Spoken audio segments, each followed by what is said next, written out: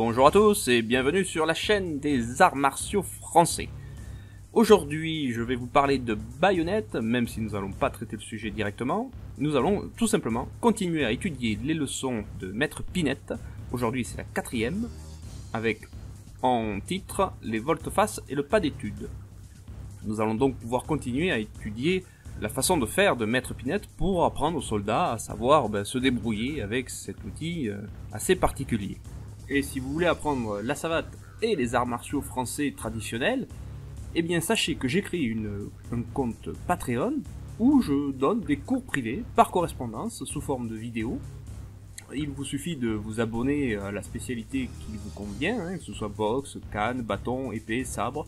Voilà, je vais transmettre tout ce que je sais. En même temps, nous pourrons communiquer. Vous pourrez donc me dire ce que vous n'avez pas compris ou pas, et moi je vous corrigerai par l'intermédiaire de nouvelles vidéos. Alors même si je sais que ça peut être frustrant que je n'aborde pas directement le sujet de la baïonnette, il me paraît quand même important de voir tous les aspects de la méthode Pinette et puis surtout de respecter la chronologie d'apprentissage, parce que si Maître Pinette l'a fait comme ça, c'est qu'il y a une raison. En tout cas, aujourd'hui, on va volter et on va étudier. Allez, c'est parti.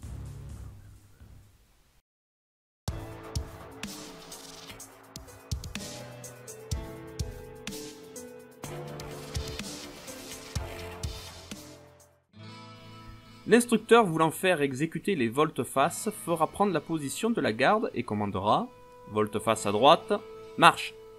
Un temps et 2 mouvements.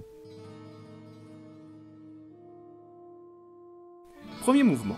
Au commandement de volte-face, le soldat portera le poids du corps sur la jambe droite et au commandement de marche, il fera un demi-tour à droite sur le talon droit pour faire face en arrière à droite en reprenant la garde. Deuxième mouvement.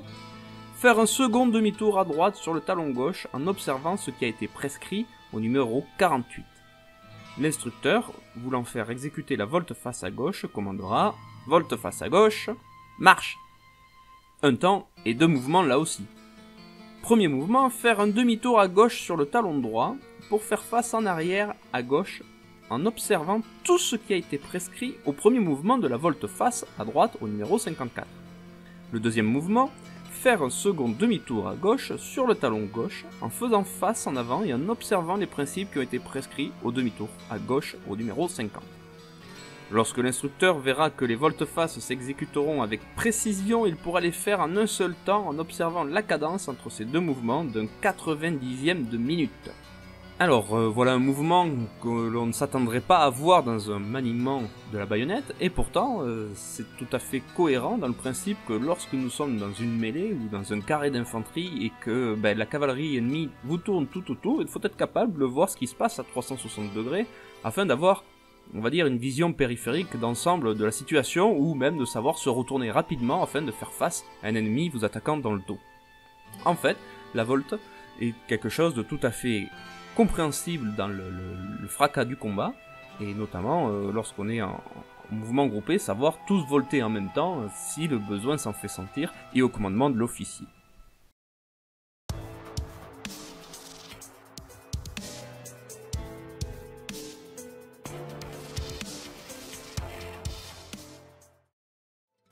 La longueur du pas d'étude est de 13 cm au plus. Sa vitesse est de 76 pas à la minute. L'instructeur obtiendra cette cadence et en comptant 1, 2, très vite pour un pas, et pour le faire exécuter, il commandera un pas d'étude en avant, marche.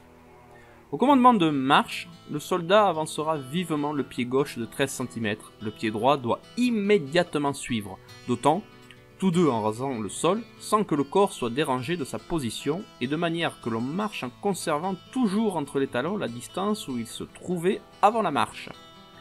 L'instructeur voulant faire exécuter le pas d'étude en arrière commandera un pas d'étude en arrière, marche. Au commandement de marche, le soldat portera vivement le pied droit de 13 cm en arrière.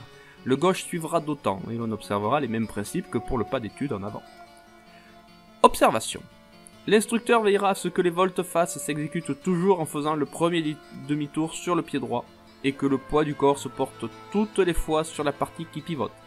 Quant au pas d'étude, il est très important et il exige toutes sortes de soins de la part des instructeurs.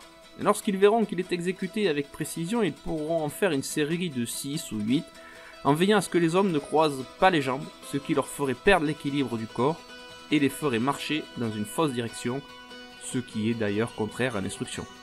Enfin, si cette première partie est exécutée avec précision, elle aura l'avantage d'augmenter la force des muscles et des articulations des cuisses, des genoux et des pieds, rendra toutes ces parties plus souples et donnera une très grande assurance dans l'équilibre.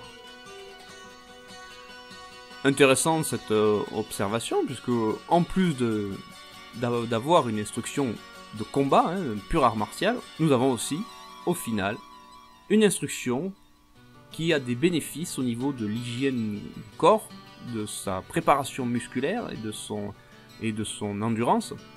On se retrouve au final, comme je le dis très souvent, c'est que les arts martiaux français ne sont pas qu'une optique de combat, mais ils ont aussi une optique de bien-être du corps, de renforcement musculaire et d'aguerrissement de la personne. Et la baïonnette n'échappe pas à cette règle. Voilà, cet épisode est désormais terminé. Vous pouvez nous rejoindre sur Facebook, sur le groupe L'Anical des arts martiaux français. Vous pouvez nous suivre sur Instagram, ou même rejoindre notre serveur Discord. Tout est en description en commentaire. Il ne me reste plus qu'à vous dire de bien vous entraîner, de bien vous amuser, et à la prochaine!